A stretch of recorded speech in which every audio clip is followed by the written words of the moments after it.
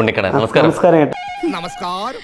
ശരിക്കും സോഷ്യൽ മീഡിയയിൽ നമ്മൾ ആദ്യം കാണുന്നത് അല്ലെങ്കിൽ എല്ലാവരും അറിയുന്നത് ഒരു വിജയ് ആരാധന എന്ന നിലയിലാണ്.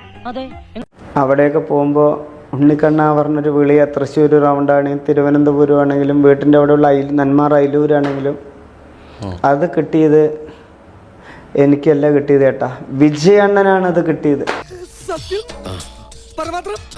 വൈറലാവണം എന്നുള്ള ആഗ്രഹത്തിലാണോ ഇതൊക്കെ ചെയ്തു തുടങ്ങിയത്? അങ്ങനെ പറയരുത്. എല്ലാവരും കാണരുത്, എല്ലാവരും അത്രക്കാരല്ല. വിജയണ്ണന് ഇഷ്ടപ്പെട്ടു തുടങ്ങിയത് സിനിമകൾ കണ്ടിട്ടാ അല്ലെ?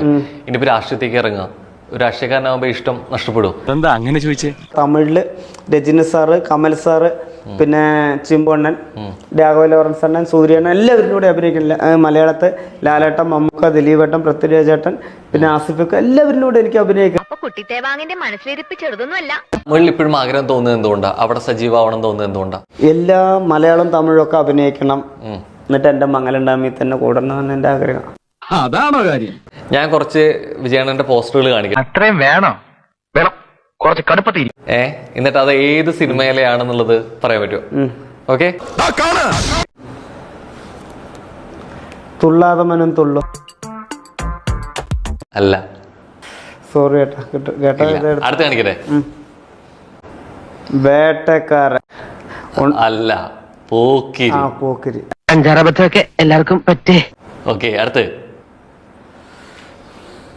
ഈ സ്റ്റൈല് ഭയങ്കര അപൂർവ വിജയണ്ണം വന്നിട്ടുള്ളൂ. ഒന്നുകൂടെ നോക്കിയാൽ ചിലപ്പോൾ കിട്ടും. ഇല്ല, സുറയിലായിരുന്നു ക്യാരക്ടർ. ഇത് തലൈവാ. അല്ല, ഇടലൻ മാസ് ഡയലോഗ് പറഞ്ഞിട്ട് തന്നെ നമുക്ക് വൈൻഡപ്പ് ചെയ്താലോ? ശരി. ഉണക്കൊന്നും പോലീസുകാരൻ പത്താതറ, വേറെ വേറെ വേട്ടക്കാരൻ. സബ്സ്ക്രൈബ് ചെയ്യാമോ? മതിയോ?